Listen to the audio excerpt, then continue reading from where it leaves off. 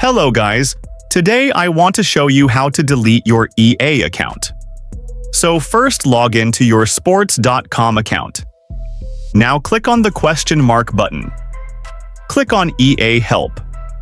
Now just select the account support on Help by topic.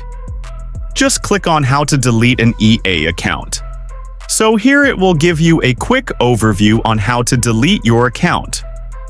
So you can delete your account on your own. You must contact one of the support manager to delete your account. So, let's scroll to the bottom of the page and just click on Contact Us.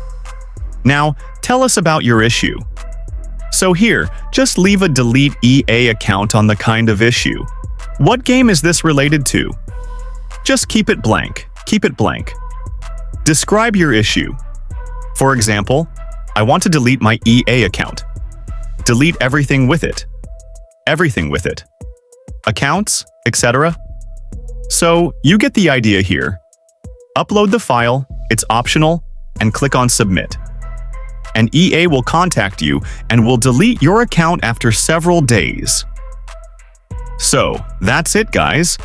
If you found this video helpful, don't forget to like and subscribe.